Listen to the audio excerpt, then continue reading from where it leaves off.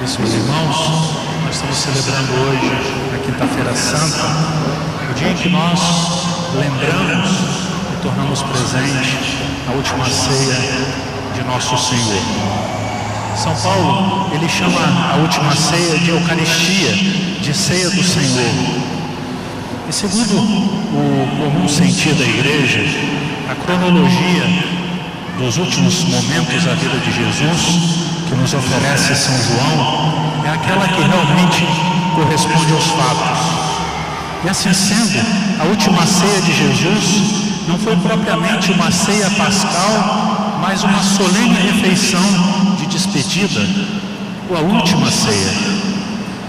Portanto, por não poder antecipar a ceia pascal, que deveria ser comida somente na sexta-feira à noite, Jesus celebrou uma ceia judaica, uma ceia que era chamada pelos judeus de Beracá. Nós estamos num contexto litúrgico hebraico diferente da ceia pascal.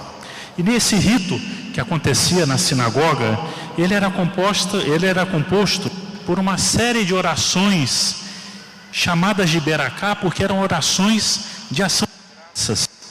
E essa palavra, Beracá, quando foi traduzida para o grego, foi traduzida pela palavra Eucaristia, que vai dar na nossa língua portuguesa Eucaristia. E, portanto, uma ceia ritual, uma ceia de ação de graças. E como que acontecia esse ritual? No início da refeição, cada um tomava o pão nas suas mãos, mas antes havia a cerimônia de lavar as mãos, não tanto por uma questão higiênica, mas por uma questão de purificação, como era costume dos judeus, que queria traduzir esse sentimento do coração de arrependimento, de se lavar das suas imundícies. Era tomado primeiro um cálice de vinho, com uma oração de bênção, e começava propriamente a ceia, quando todos tomavam o pão, e o pai de família que presidia aquela cerimônia, ele rezava uma oração, de ação de graças, e distribuía esse pão para os comensais.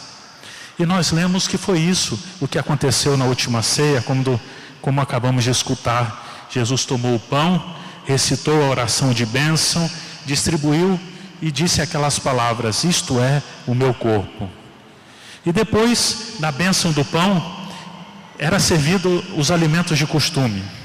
A cerimônia estava prestes já a terminar, todos lavavam as mãos mais uma vez, no início, e tendo diante de si um cálice de vinho misturado com um pouco de água, quem presidia a cerimônia convidava para fazer 3 orações de ação de graças. Agradecendo a Deus, em primeiro lugar, pela criação, em segundo lugar, pela libertação do Egito, e em terceiro lugar, por Deus continuar agindo no seu povo, pela sua providência que continuava assistindo o povo hebreu até aquele momento. E terminada essa oração de ação de graças, o cálice era passado e todos bebiam desse cálice da bênção. São Lucas nos narrou que justamente foi isso que aconteceu na última ceia. Jesus, de ter ceado, ele tomou o cálice e disse: este cálice é o cálice da nova aliança que vai se realizar no meu sangue, que vai ser derramado por vós. Portanto, nós temos aqui uma cerimônia antiga que passa a ter um significado completamente diferente. Jesus muda o significado, Jesus dá a cerimônia que era a Beracá, uma cerimônia de ação de graças, um sentido novo. Aquele rito passa a ser então uma nova aliança, uma aliança não mais passageira, não mais renovada por diversos episódios, mas uma aliança eterna, que vai ser estabelecida agora no sangue do próprio Jesus.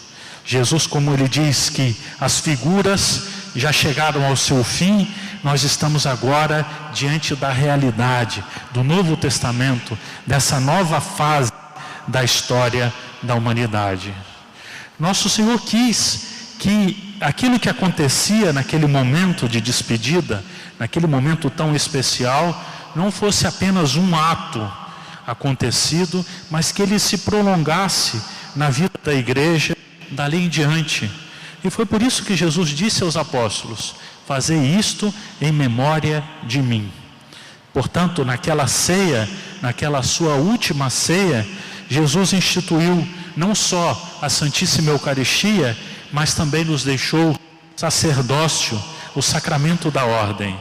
E no dia da nossa ordenação sacerdotal, todos nós padres, as palavras de Jesus lá na última ceia, quando Jesus disse: fazei isto em memória de mim. E a partir do momento da ordenação, todos nós entramos na ordem daqueles a quem Jesus mandou que tornassem presente a sua última ceia, a sua missa, o seu sacrifício, a Santa Missa. Nós não somos mais, na realidade, sacerdotes segundo a ordem de Melquisedeque, mas nós somos sacerdotes segundo a ordem de Jesus Cristo, porque no altar nós nos colocamos, nós agimos na pessoa de Cristo, o representamos, nos fazemos sua presença aqui entre nós. A carta aos Hebreus, ela ensina a novidade e a unicidade do sacerdócio de Jesus. Ela descreve nas cerimônias, como aconteciam no templo, que o sacerdote entrava uma vez por ano, o sumo sacerdote, no Santo dos Santos, para oferecer o sangue de um animal imolado para aplacar a ira divina. Esse sangue aspergia as paredes do Santo dos Santos e depois aspergia também as pessoas do lado de fora do Santo dos Santos. E esse sangue era um sangue propiciatório. A carta aos Hebreus nos ilumina mostrando que Jesus é o sumo e eterno sacerdote, aquele que entrou uma vez só, somente uma vez, diante do Santo dos Santos, no tabernáculo, que aqui não era mais aquele tabernáculo feito por mãos humanas, mas era diante do Pai. Jesus comparece diante do Pai, não com sangue de animais, mas com seu próprio sangue, o único capaz de reconciliar o homem com Deus, o único capaz de lavar o homem verdadeiramente de todas as suas iniquidades. E esse passa a ser o fato central na história da humanidade, o fato que põe fim uma espécie de aliança que havia entre o sagrado e a violência. Por quê? Porque Jesus é Ele mesmo sendo Deus e homem, quem se faz vítima. A partir de então, não é mais o homem que aparece diante de Deus e oferece uma vítima substitutiva a si mesmo, mas é o próprio Deus quem desce, quem vem ao nosso encontro, que abre os tesouros da sua misericórdia, a fim de nos oferecer a única e verdadeira propiciação. Jesus vem não com sangue alheio, mas com seu próprio sangue. Jesus não colocou os pecados da humanidade sobre os ombros de outros, não colocou, como era costume no ritual hebraico, sobre um bode, mas Ele coloca os pecados da humanidade sobre si mesmo, sobre os seus ombros. Ele carregou sobre si essas iniquidades. E nós lemos na Epístola de São Pedro aquelas palavras: carregou nossos pecados em seu próprio corpo sobre o lenho da cruz. Isso tudo mostra para nós, nos aponta para esse mistério tão grande em que Jesus, Ele se fez sacerdote do Novo Testamento e ao mesmo tempo a vítima que é imolada pela salvação da humanidade. Isso tudo nos fala que nós, sacerdotes, devemos imitar a Jesus e nos fazermos também sacerdotes e vítimas, porque no Novo Testamento o sacerdócio está identificado com essa missão sacrificial também. Talvez alguém poderia pensar, mas isso não diz muito respeito a mim, que sou já casado, que sou um simples fiel. Mas na verdade a pessoa está enganada.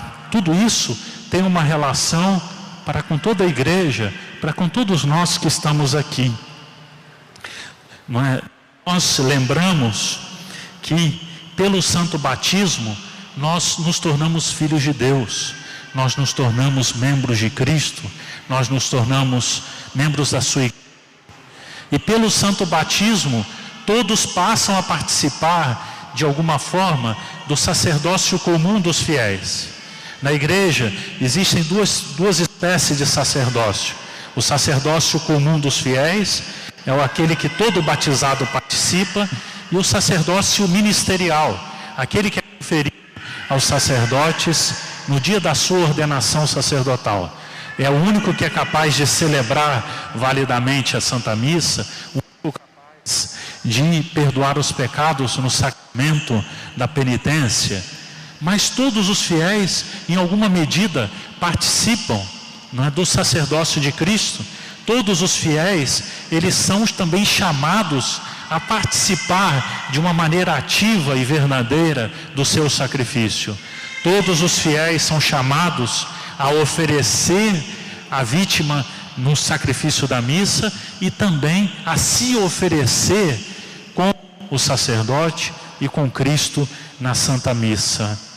Sobre o altar nós temos o Cristo real, realmente presente sobre as espécies eucarísticas, mas sobre o altar também presente o Cristo místico, que é não só Ele como cabeça, mas todos aqueles que fazem parte do seu corpo místico.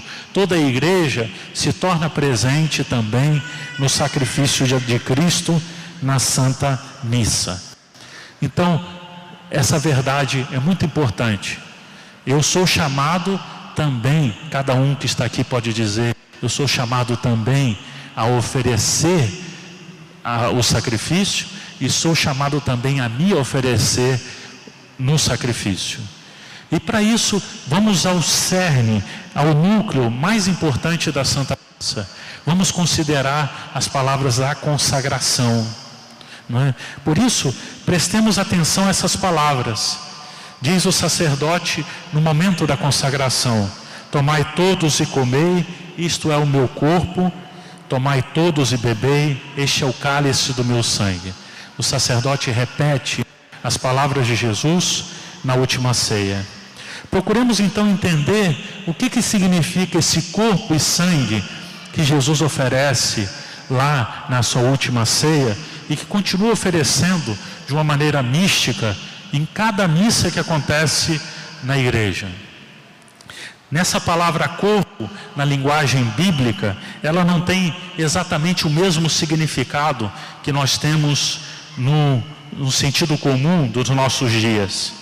Na Sagrada Escritura, o corpo, a palavra corpo, ela não designa uma parte do homem, mas o homem inteiro. Corpo significa o homem inteiro na medida que ele vive a sua vida em um corpo, em uma condição corpórea, em uma condição mortal. Portanto, quando diz, isto é o meu corpo, que será entregue por vós, Jesus está indicando, aqui está toda a minha vida, entregue por vós. Ao instituir a Santíssima Eucaristia, Jesus deixou toda a sua vida como um dom. Aquilo que aconteceu desde o primeiro momento da sua concepção e que aconteceu em diversos episódios salvíficos que foram acontecendo, né, desde o seu nascimento até esse desfecho que vai acontecer no tríodo sagrado, que chega ao momento ápice na última ceia. Jesus diz que aquele é o ápice, porque é aquele o momento desejado, o momento esperado ansiosamente por Ele. Porque Ele diz, para isto eu nasci, para isto eu vim a este mundo, para oferecer o meu sacrifício, para dar a minha vida, diria Jesus, pela salvação da humanidade. Então, Jesus coloca diante do Pai tudo aquilo que ele viveu, tudo aquilo que ele experimentou enquanto homem pela salvação da humanidade.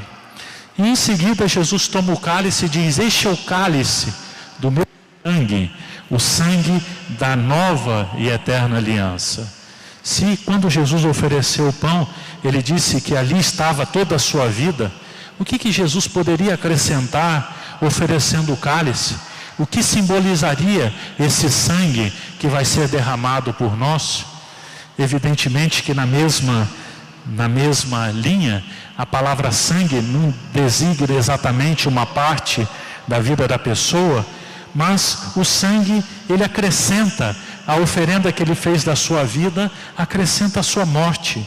Depois de nos ter dado a sua vida, ele também nos dá a parte mais preciosa dela, que é a sua morte. A sua morte não acontece por um acaso, sua morte não acontece por força da impotência, mas a sua morte é a sua entrega, não é? Jesus transforma a sua morte em um verdadeiro evento. Se o sangue, no pensamento judaico, era a sede da vida, o derramar o seu sangue era símbolo da morte. A Eucaristia, portanto, caríssimos irmãos, é o mistério do corpo e do sangue do Senhor. É o mistério da vida, morte de Jesus. E olhando agora para cada um de nós, para todos nós que estamos aqui, nós somos chamados, em cada missa que nós participamos, que nós assistimos, nós somos chamados a tomar uma parte ativa. Nós somos chamados a nos oferecer com Cristo sobre o altar. E aí nós poderemos perguntar: o que nós devemos oferecer em cada Santa Missa que nós participamos? O que nós devemos colocar sobre o altar? Aquilo que Jesus colocou, a sua vida e a sua morte.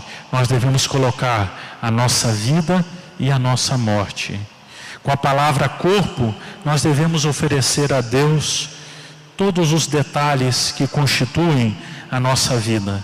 Devemos colocar diante de Deus o nosso tempo, a nossa saúde, as nossas energias, as nossas capacidades, os talentos que Deus nos deu, os nossos afetos, colocar tudo isso sobre o altar de uma maneira positiva. Mas devemos oferecer também o nosso sangue. Não só oferecemos a nossa morte, que vai acontecer em um momento específico da nossa vida, e nós vamos poder oferecer só uma única vez, mas nós podemos e devemos oferecer aquilo que antecipa e já vai preparando a nossa morte. As pequenas mortes que vão acontecendo na nossa vida, as humilhações, os fracassos, decepções, as nossas fraquezas, a falta da saúde, a doença, tudo isso, tudo aquilo que de certo modo nos oprime, de certo modo nos faz sofrer, de certo modo nos coloca diante da realidade nossa de criaturas humanas. E tudo isso, portanto, exige que nós saiamos da Santa Missa de uma maneira diferente, que nós nos empenhemos, de fato, em transformar a nossa vida em Eucaristia, transformar a nossa vida num canto, num hino de louvor e de ação de graças a Deus. Como? Nos empenhando cada vez mais para oferecermos ao Senhor o nosso corpo e o nosso sangue, para colocarmos a nossa vida de fato diante de Deus. A nossa religião não pode constituir apenas em rituais que nós participamos, mais ou menos, momentos somente que eu guardo para Deus no final de semana, mas a religião tem que envolver toda a nossa vida e que tem que nos levar a que cada domingo, a que cada vez que a gente tem a oportunidade de assistir a Santa Missa, de nós colocarmos diante de Deus tudo aquilo que nós somos, tudo aquilo que nós temos, de colocarmos diante de Deus o nosso sangue, tudo aquilo que nos mortifica, tudo aquilo que faz parte da nossa condição de criaturas, de seres humanos, de caminhantes que têm que enfrentar as vicissitudes do tempo e da nossa história. Os senhores poderiam dizer, não é?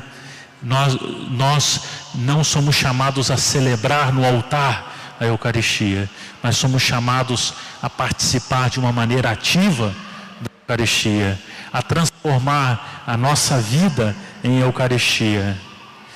Quão grande e misterioso é esse dom que Jesus nos faz nessa noite. Ele reservou, não é, para esse momento muito importante, nos dá esse grande presente, esse grande dom. Tanto a sua presença na Santíssima Eucaristia, quanto o seu sacerdócio. O sacerdócio com essa missão de prolongar através do tempo aquele momento que Ele reservou de uma maneira muito especial para cada um de nós. Portanto, que nós possamos nessa noite pensar, rezar, considerar nesse valor tão importante que deve ter na nossa vida da Santa Missa, da Santíssima Eucaristia, e de como nós devemos olhar cada vez de uma maneira diferente para isso que nós participamos. Não fiquemos na superfície, mas entremos, desçamos para águas mais profundas, para a gente viver tudo isso. Não deixemos que talvez a inadvertência, talvez a distração não nos permita aproveitar desse tesouro, desse manancial que Deus coloca à nossa disposição. Louvado seja nosso Senhor Jesus Cristo. Em nome do Pai, do Filho e do Espírito Santo. Amém. Nós vamos agora dar início